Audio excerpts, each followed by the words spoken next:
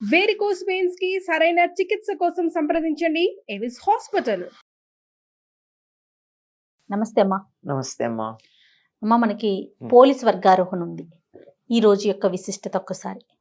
కార్తీక మాసంలో దీపాలు పెట్టడం యొక్క ఫలితం ఏమిటో తెలియచెప్పేది పోలీస్ వర్గానికి వెళ్ళడం. ఈ దీపం పెట్టడం అనేది ఎంతో ప్రాధాన్యం వహిస్తుందమ్మా కార్తీక మాసంలో. ఎందుకంటే ఈ నెల వెన్నెల ఎంత వెలుగులో ఉంటుందో చీకటి అంత దట్టంగా ఉంటుంది.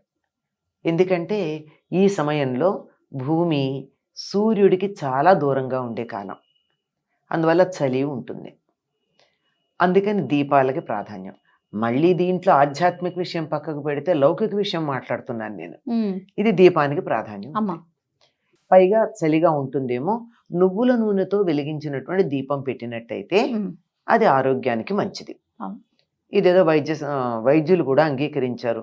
కొలెస్ట్రాల్ ఎక్కువ రాకుండా ఉండడానికి ఆ నువ్వుల నూనెతో దీపం వెలిగిస్తే వచ్చే పొగ పీలిస్తే తగ్గుతుంది అని. అది అందువల్ల ఈ నువ్వుల నూనె దీపం పెట్టడం, ఈ నెల పెడితే ఫలితం ఏమిటి అన్నది మనకు అనుమానం వస్తే ఆ అనుమానాన్ని తీర్చడానికి ఒక కథ చెప్పారు. ఇది పోలీస్ వర్గానికి వెళ్ళడం. మనకి ప్రతిదీ కూడా ఒక వ్రతం ఏదన్నా చేసినప్పుడు, ఒక పూజ కానీ చేసినప్పుడు దానికి ఫలితం ఏముంటుంది అని అడుగుతారు. మనకి నాకేమిటిటా అని అడిగే పద్ధతి ఉంది.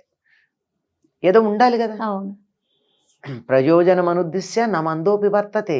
ఒక ప్రయోజనాన్ని ఆశించకుండా ఒక పిచ్చివాడు కూడా ఏమీ చెయ్యడు. కనుక మనం పిచ్చివాళ్ళం కాదు కదా. ఏదో ఒక ప్రయోజనం కావాలి. మీరు నెల దీపం పెడితే ఈ ప్రయోజనం ఉంటుంది అని తెలియజెప్పేటటువంటి ఒక ఇతివృత్తాన్ని ఉదాహరణగా చెప్తారు.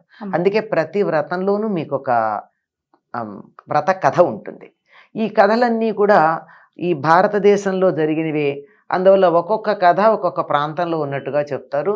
ఈ పోలీస్ వర్గానికి వెళ్ళేటటువంటి కథ పూర్తిగా గోదావరి తీరంలో జరిగినటువంటిది. గోదావరిలో స్నానానికి వెళ్ళినట్టే చెప్తారు అందులో.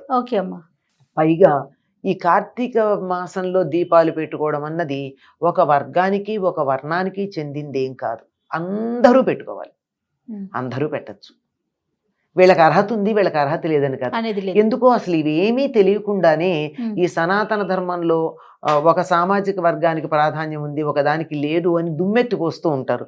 ఇవి చదివితే అర్థమవుతుంది. కరెక్ట్ అమ్మా. ఇవి చదవకుండా హాఫ్ నాలెడ్జ్ అంటే డేంజరస్. అది దాంతో వచ్చేటటువంటి సమస్య. ఇదేమిటంటే ఒక చిన్న కథ చెప్పండి. నేను చాలా క్లుప్తంగా చెప్తాను, అందరికీ తెలిసిన కథే కనుక అందులో తెలుసుకోవాల్సిన విషయాలకు ప్రాధాన్యం తప్ప కథకు కాదు. ఒక ఆవిడకి 5 అనుకుంటా కోడళ్ళు ఉంటారు.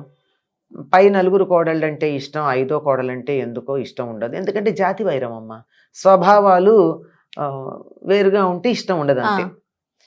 ఈ అత్తగారికి కార్తీక మాసం వస్తే వాళ్ళు గోదావరికి స్నానానికి వెళుతూ తన పెద్ద కోడళ్ళని తీసుకెళ్లేది, ముందున్న వారిని అందరినీ. ఈ చిన్న కోడల్ని రానిచ్చేది కాదు, రావద్దనేది.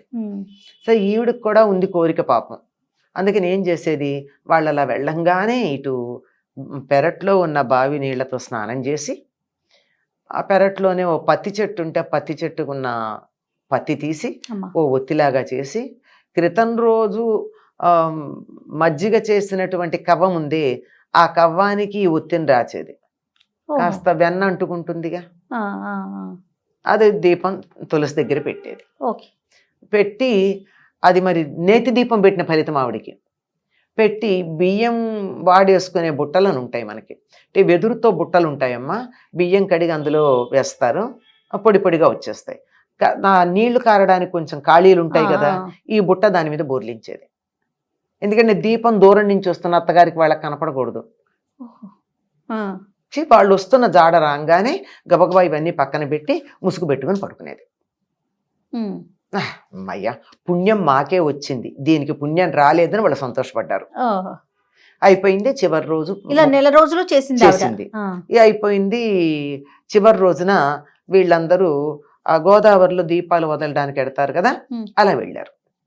అలా వెళ్ళేటప్పటికీ వాళ్ళకి దేవదూతలు ఈ చిన్న కోడల్ని, దీని పేరు పోలి, ఈ చిన్న కోడలిని విమానంలో ఎక్కించుకు తీసుకెళ్తున్నట్టు కనపడింది. వాళ్ళందరినీ పెట్టి ఎవరు మీరంటే ఇదిగో మా పోలి అన్నారట. అవును మీ పోలే మేము తీసుకెళ్తున్నాం. ఎందుకు తీసుకెళ్తున్నారు అంటే మేము స్వర్గలోకానికి తీసుకెళ్తున్నాం. ఎందుకు ప్రతిరోజు దీపం పెట్టినందుకు? మమ్మల్ని తీసుకెళ్ళమని కూడా వీళ్ళు అడిగారు. అడిగితే వాళ్ళు కాదన్నారు. వాళ్ళు ఏడిపించాలంటే వాళ్ళకి ఏముంది పెద్ద విషయం. కాస్త కిందగా పెడితే వీళ్ళు పట్టుకున్నారట ఆ పోలిని, వీళ్ళని ఆ విమానాన్ని పట్టుకుంటే దేవదూతలు తోసేశారు. వీళ్ళందరూ నదిలో పడ్డారు. సరే బయటకు వచ్చారు. వచ్చి అదేమి మేము దీపాలు పెట్టాం, మేము కార్తీక స్నానాలు చేసాం, మేము కార్తీక దీపాలు పెట్టాము, అదేం చేయలేదు కదా, ఎందుకు తీసుకెడుతున్నారు అంటే మీరు ఎన్ని చేసినా పుణ్యం మీకే కావాలి, ఇంకొకళ్ళకి పుణ్యం రాకూడదు అని ఒక దుర్బుద్ధితో చేశారు గనక, ఇంకొకరికి పుణ్యం రాకుండా అడ్డుపడ్డారు గనక మీకు స్వర్గంలో అడుగుపెట్టే అధికారం లేదు. మీ మాట కాదనకుండా తనకు అందుబాటులో ఉన్నటువంటి వసతులతో తన దీపం పెట్టుకుంది గనక తనకి మేము తీసుకెడుతున్నామని చెప్పారు. అంటే అర్థం ఏమిటి కథలు? పుణ్యం అన్నది నాకే కావాలి అనేటటువంటి స్వార్థం ఉండకూడదు. పుణ్యం అందరికీ కావాలి అమ్మా, ఇతరులకు కూడా దాన్ని పంచాలి. మన దగ్గర ఉన్న వస్తువే నలుగురికి పంచి వాళ్లతో కలిసి అనుభవిద్దాం అనుకుంటామే, పుణ్యం కూడా ఇతరులకు వస్తే నీకేం నష్టం లేదుగా. ఇప్పుడు ఆ అమ్మాయికి ఆ పోలికి కూడా పుణ్యం వస్తే అత్తకిను తోడుకోడలకి నష్టమేం లేదు, కానీ అసూయ ఇంకోళ్ళకి రాకూడదు. ఇలా ఉన్నటువంటి వాళ్ళు స్వర్గానికి రారు. అంటే ఇందులో మనం నేర్చుకోవాల్సింది ఏమిటి? గోదావరికి వెళ్ళి స్నానం చేసే వీలు లేకపోతే ఇంట్లో చెయ్యండి. ఇంట్లో కూడా బావి లేకపోతే బకెట్లో నీళ్లతో చెయ్యిలా 3 సార్లు తిప్పి గంగా గంగా గంగా అంటే గంగ అందులోకి వచ్చి ఉంటుందిట ఈ నెలంతా. అంచేత గంగా స్నానం అని అనుకుని స్నానం చెయ్యండి. మాకు ప్రత్యేకంగా ఒత్తులు ప్రత్యేకంగా చేసి ఇంతంత నువ్వుల నూనె పోసి నీ దీపం పెట్టే వీలు లేదు అంటే ఎంత వీలైతే అంత దీపం పెట్టండి. భక్తి ప్రధానం. ఎంత కిలోల నూనె తెచ్చి దీపాలు పెట్టి ఇంకొకళ్ళకి పుణ్యం రాకూడదని అడ్డుపడినట్టయితే మీరు టన్నుల కొద్దీ నూనె వెచ్చించి బేళ్ల కొద్దీ పత్తితో దీపాలు పెట్టినా ఎక్కడున్న వాళ్ళు అక్కడే ఉంటారు. ఇది ఇందులో ప్రధానంగా గుర్తుంచుకోవాల్సింది. ఒకటి, మనకు అందుబాటులో ఉన్న వాటితో ధర్మాన్ని ఆచరించాలి. 2, ఇతరులకు కూడా మేలు కలిగేటు చూడాలి తప్ప నాకొక్కలకే పుణ్యం రావాలి అనేటటువంటి దురాశ ఉండకూడదు.